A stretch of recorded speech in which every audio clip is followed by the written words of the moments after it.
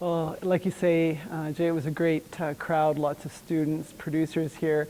Room was full, and of course we've got some great things to talk about in the cattle business today. We've got record prices, we talked about that earlier this week as far as what's going on in fed cattle markets. The feeder cattle markets have started off 2014 with a bang. We've got record wholesale prices going on. So all of that's kind of stemming from the basics of the tight supply. So we went through today and talked about the cow herd getting smaller, looking like it's going to stabilize, but I do think when StatsCan comes out next month with their inventory numbers or size of the herd numbers, we're going to still see another 1% decline in the Canadian beef cow herd. So we're nearing bottom, but again, we haven't started in any kind of expansion, which means tight supplies for a while. Same thing south of the border. So it's kind of, the whole bottom line of the story kind of still circles around or centers around tight supplies. Okay, well, let's try and summarize this in maybe two categories. We'll call it good news, and we'll call that opportunities for producers, and bad news, which is some of the challenges. And you've spoken about both, but maybe let's talk about what we're looking at for challenges going into 2014. Well, I mean, producers are used to challenges, and we're going to stay away from the natural ones like weather and whatnot, because I most certainly have no ability to forecast those things. But beyond that kind of, we're still dealing with some of these trade challenges, the M-Cool, and the wide price discrepancies or basis between our cattle prices here and in the U.S. So that continues to be issues. On the trade front, we know we continue to need to step up kind of action in regards to getting these other trade deals beyond the U.S.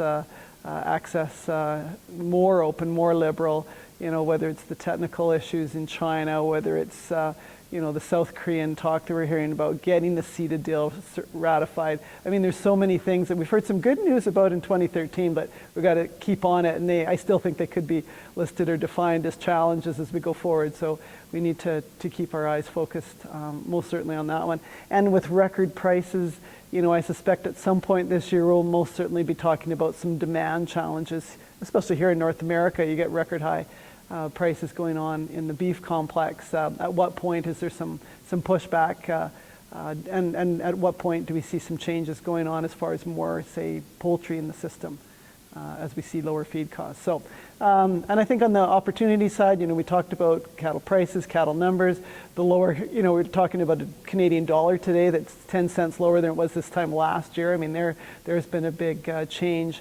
And of course, the feed grain scenario is drastically different than we saw through the first half of last year. So we've got some, like I say, there's some very much some on, like as you define it, good news, bad news, challenges, opportunities kind of thing. So you just finished listening to Jim's presentation. What did you take away from that from the U.S. perspective?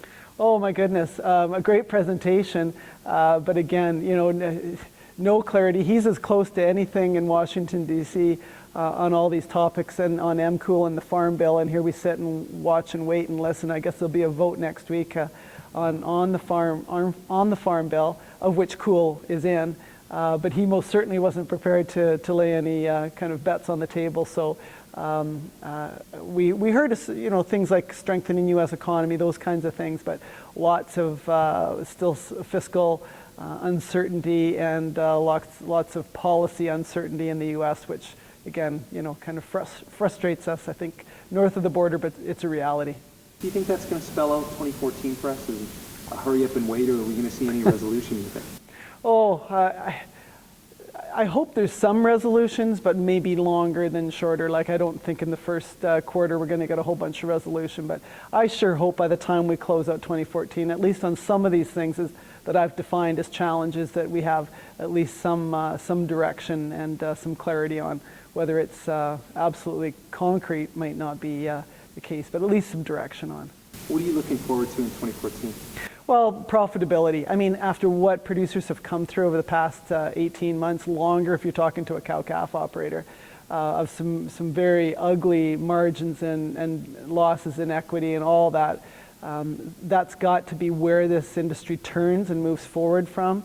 So I'm very optimistic about sectors making money. It's not often all sectors make money at the same time on the cattle side and the beef side. So for a while, there's there's some good money in the system. But again, as we go forward and there's some pushback, do we look at some losses on the packing plant side and all those kinds of things. So that's going to be one area that has to happen for this herd to grow so that we can meet these export markets that we're so much wanting to seek out.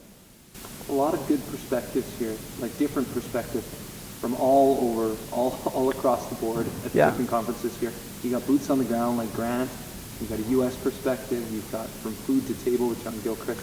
And then, of course, the Alberta economic outlook with Todd Hirsch. So, I mean, it was, you're right, a great day, all fronts covered. And I most certainly was excited to be a part of the presenting, but also to be a part of the learning as well.